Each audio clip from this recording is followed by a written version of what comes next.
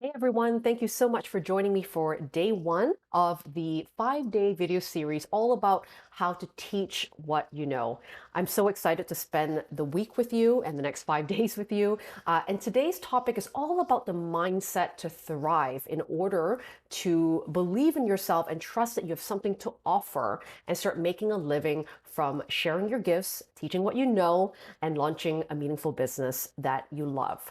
So, one of the biggest mental obstacles that I know people talk to me about all the time is about feeling expert enough, right? Feeling like I have what it takes, I have enough skills, I have enough knowledge, and not believing that they have to keep upskilling and be the expert of experts in order to start monetizing their skills and using a lot of their experience right now to support others and create impact in other people's lives. And so many people get stuck here because they're probably looking at other businesses out there that might be 5 years or 10 years in the making, where they may offer a suite of offers that feel like a lot, that I need to live up to that same caliber of offerings and talent in order to start being seen. But the truth is, there are others. There are other people in an audience, in a global audience, that are looking for specific support that you can certainly be giving today. You don't need to offer everything under the moon to be successful as a business owner. In fact, the more niched you are, the more specific your offerings are and what it is that you teach people to do. That's not a generalization, skill set, but actually very focused and specific skill set with specific outcomes. This is how your ideal clients are truly, truly going to find your work. But I want to start today's learning lab with kind of demystifying the definition of the word expert to begin with, because I know it kind of makes people shake in their booties, right? When they think of the word expert, we think, oh God, I need the 10,000 hours to be an expert. I need to be 10 years in the making to be an expert. But I like to redefine it in a way where I look at it. I've used this analogy before. You might have heard me say it. Is that you're an expert if you're just simply one step ahead of someone else. And I look at it as you are a second grader helping a first grader go through first grade. That first grader doesn't need to know what he needs to do in grade 2 or 3 or 4 or 5 or beyond. That person just simply needs to know how to go through first grade. And you've been there, right? And there you have fresh knowledge, fresh memories, really, really you have a connection to that stage more than someone who might be in grade 10, right? And that supports you in becoming a valuable asset to support someone going through that stage of life or that stage of business that you can be an expert on, right? So you're simply just one step ahead of someone else.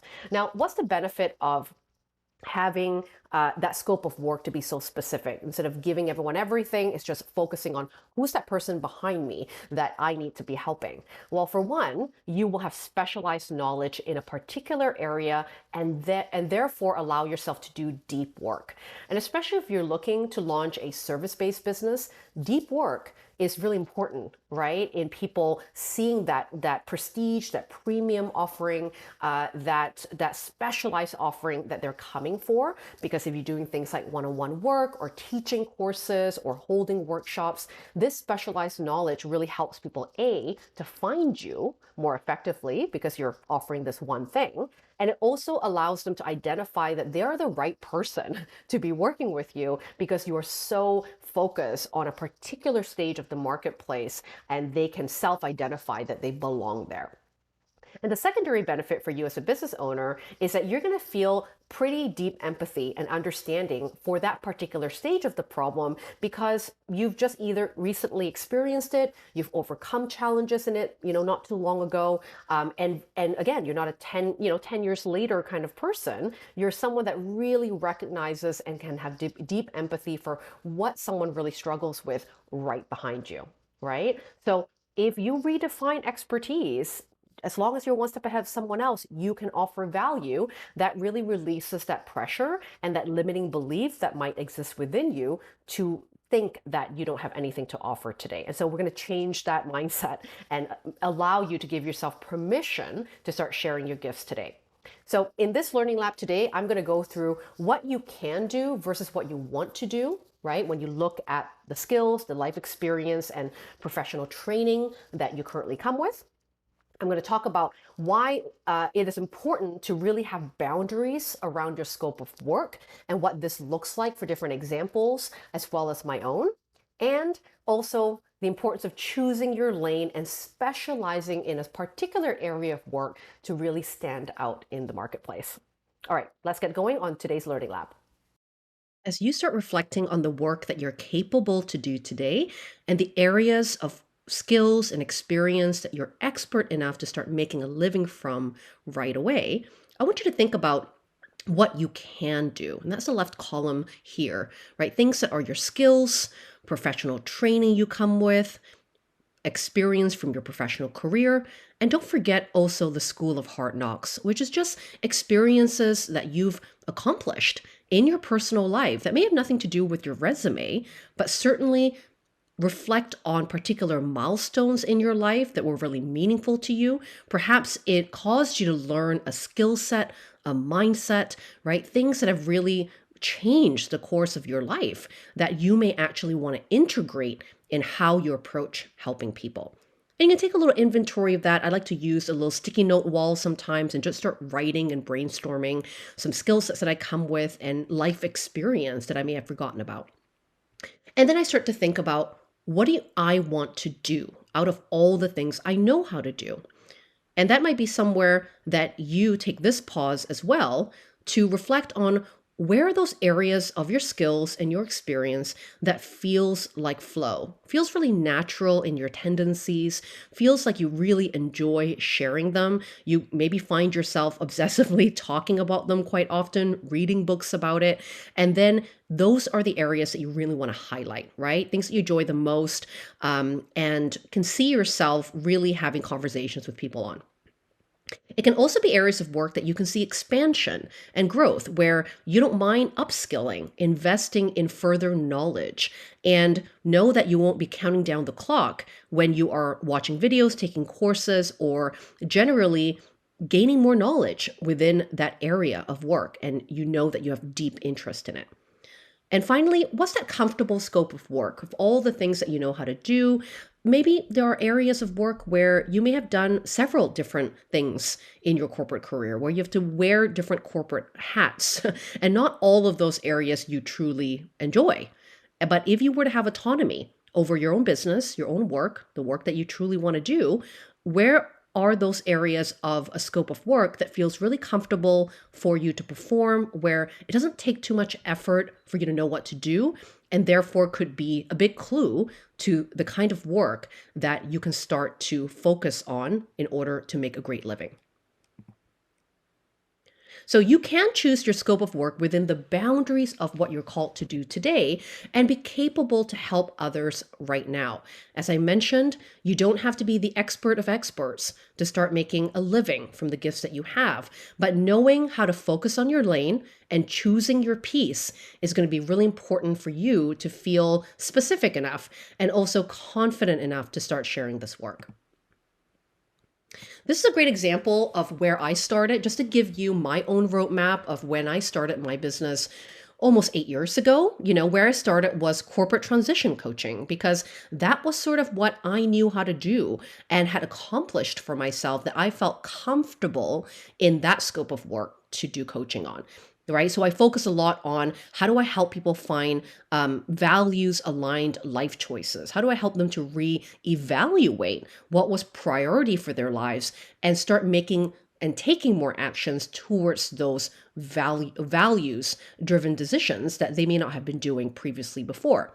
I also helped a lot in preparing their finances, their time and energy in order to do the work, right, of leaving corporate, do the work of becoming a consultant, something that is going to help them create a bit more time freedom in their lives, which also made sure that I guided them on how they can repurpose their skills into a different direction, right? And because a lot of people I worked with in the past were corporate professionals, curating that support system, right, in order to get the help that they need on a mental level, on a spiritual level, on a health level, to make those big changes and take the leap, was very part and parcel of my experience of how I coach people.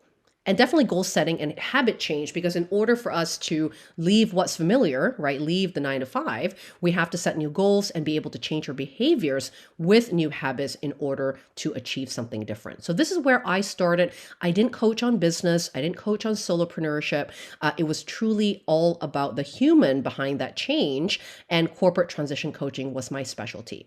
And 8 years later, where I'm at is an accumulation of all my body of work, right? That I've accumulated over the years that have taught me to realize where I can be suited at today to really support people in the journey they're at. And part of that is because my journey changed. I evolved as a human. So therefore my work evolved with me.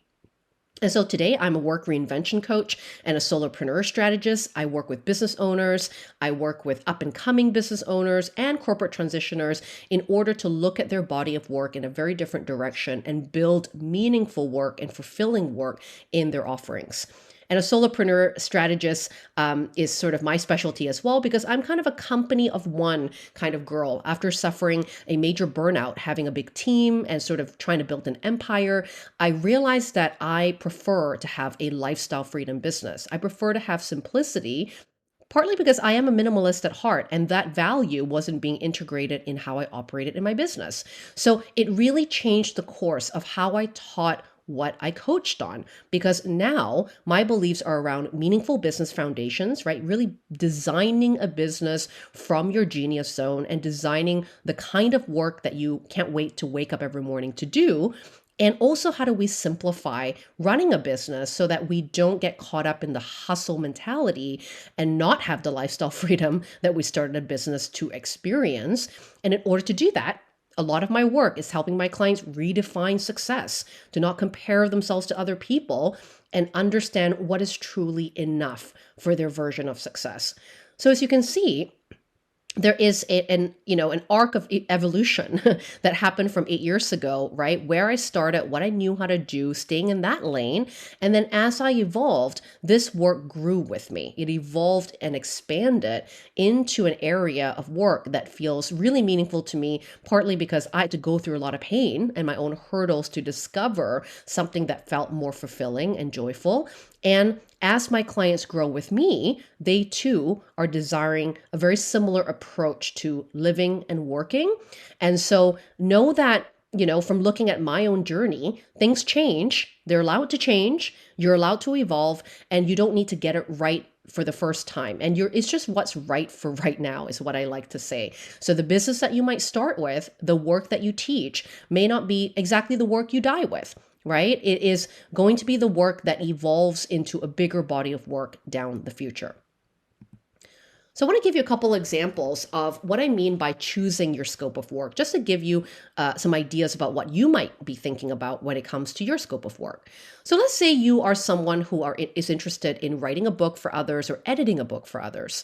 Now, you might support new writers to start their journey to be a bestseller by creating a story strategy and an outline of their book, but you don't need to write their book for them or help them launch on Amazon, because that is going to be part and parcel of an author's journey, but you get to pick your lane in that journey and focus on what you do best.